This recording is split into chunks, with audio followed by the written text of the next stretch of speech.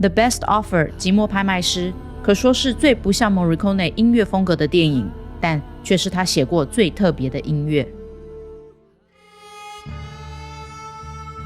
若说他早期以意大利西部片《狂沙10万里》、《荒野大镖客》的口琴皮鞭的牛仔风格称霸意大利，中期又以感动人心、天籁旋律的《海上钢琴师》、《新天堂乐园》和《教会》扬名好莱坞，那么晚期的寂寞拍卖师以多声部人声和弦乐的交响诗风格，可算是他自我突破的新巅峰。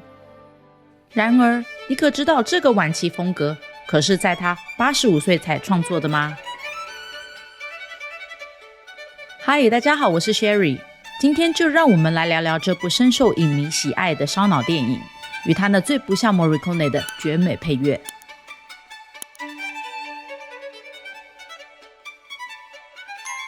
2013年上映的意大利电影《寂寞拍卖师》The Best Offer 由著名的导演 Giuseppe Tornatore 编写并执导。初听名称，这部电影好像是一部经典老片，它带有令人猜不透的神秘感，描述着一个令人费尽心思的故事。根据洛杉矶时报影评，这部影片巧妙地融合了惊悚大师希区考克和70年代的帕迪玛风格，展现出完美的影视融合。电影描述一位在艺术界备受推崇的拍卖师 Virgil， 虽然 Virgil 拥有庞大的财富，但其背后的原因却是因为他与老友串通，透过以真迹当赝品低价购入，再高价拍出的手法，赚取天价艺术品之间的利差。他也用这种不正当的方式收藏了许多他极宠爱的仕女画作。然而在一宗大宅的艺术品拍卖案中，他遇到了一位神秘异常的女主人，引发了他的同情和好奇，进而产生了爱慕之情。为了这段感情，他甚至愿意牺牲他最珍贵的隐私，甚至一切。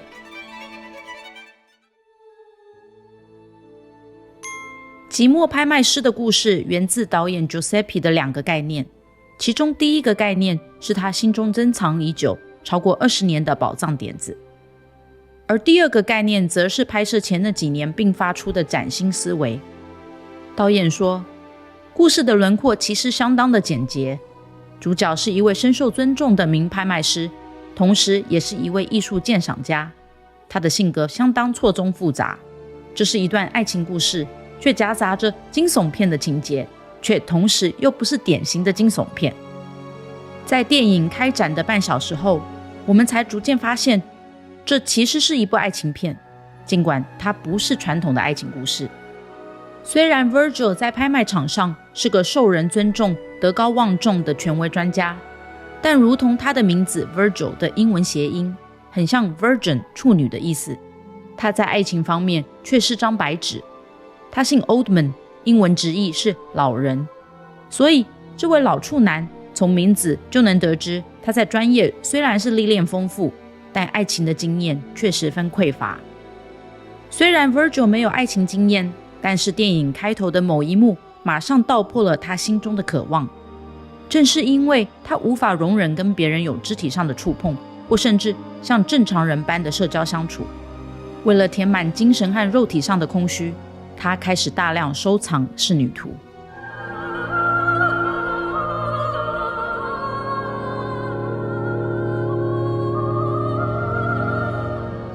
当电影拍摄到 Virgil 家中的密室时，身为观众的我们也不禁得赞叹不已。不仅是对他的收藏感到惊奇，更是因为那么多的仕女图，仿佛就是他对爱的渴望与寂寞的出处。也许因为知道这点，他的老友就设下一串精心设计的陷阱。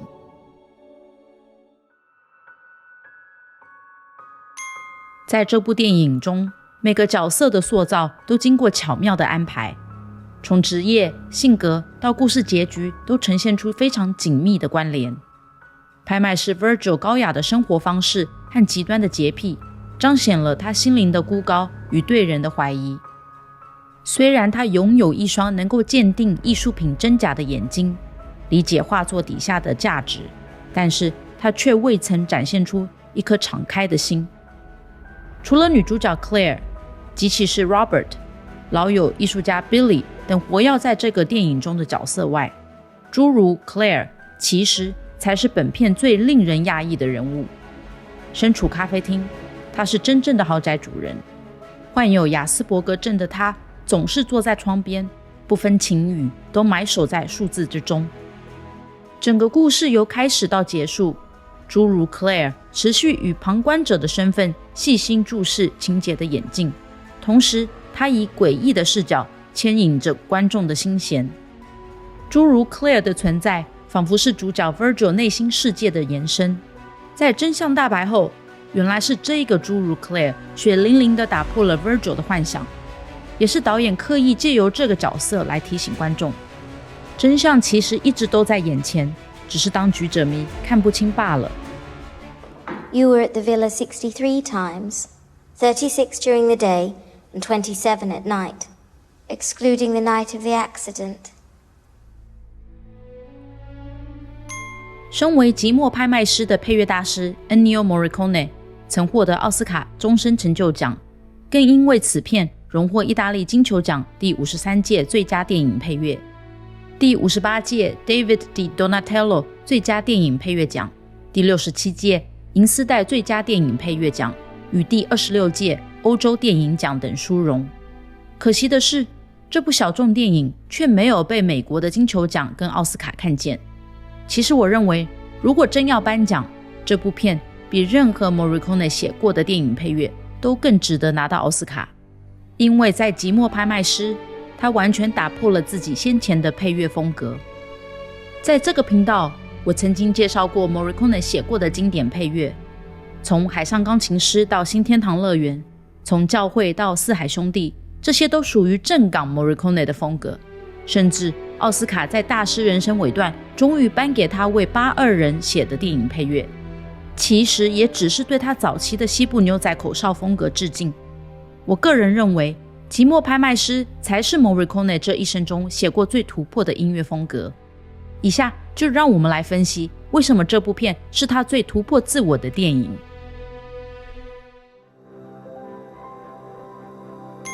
电影一开始，我们看到男主角 Virgil 去理发，又走在一丝不苟的精品豪宅里，非常沉醉地拨弄于他的西装手套系列。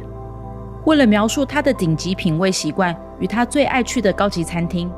背景传起一连串类似小鸟叫的小提琴声。这是非常不像 Morricone 的配乐，因为这个小提琴声并没有一个令人印象深刻的绝美主题曲。至少在过往 Morricone 的电影配乐中，不管是教会、海上钢琴师还是新天堂乐园，它总是会有非常鲜明的 Morricone 主题曲。但是我们前面说过了，在 Morricone 后期的风格中，他已经完全升华并自我突破，变得更抽象。因此现在的小提琴反而是以支离破碎的方式出现。此时的小提琴声虽然不刺耳，但是会有那么一丝丝的不安，好像在预告这部电影未来的发展。在电影开头选用这个小提琴乐器可是高招，因为这里的小提琴用一种仿造文艺复兴巴洛克方式来呈现艺术拍卖场的氛围与高度，也用它尖锐短促的声音来凸显男主角 Virgil 那洁癖完美的个性与他在拍卖专业中的简洁果断。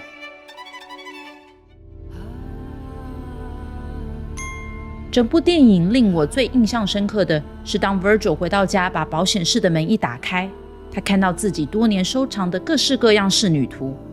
此时一连串女高音像是飞鸟的从四面八方涌起，好像是这些仕女图对男主角 Virgil 的呼喊。这种效果是非常惊人的，就好像是我们站在乌菲兹美术馆看到这些历史名画的那种震撼与金碧辉煌感。在此之前，我们还没有听过 Morricone 用这种类似中世纪修道院多声部并结合多层次女高音的方式创作配乐。对我个人而言，这是他后期风格最大的突破。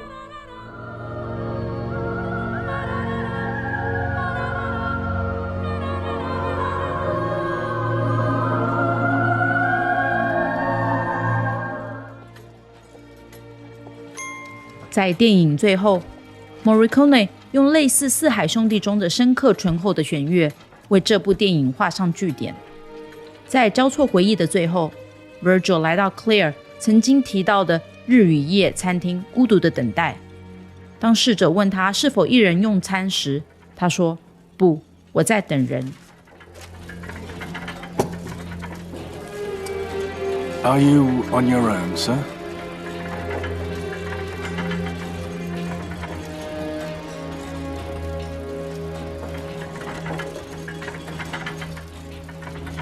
No, I'm waiting for someone. 而此时，电影用一种历尽沧桑又刻骨铭心的音乐旋律衬景，好像在描述 Virgil 的心声。电影开头的多声部女高音主题曲，此刻已经完全停掉了，因为 Virgil 已经逐渐接受事实，而心境转为平静。现在的他只想要好好等待 Claire 出现，因为他始终相信 Claire 对他是真心的。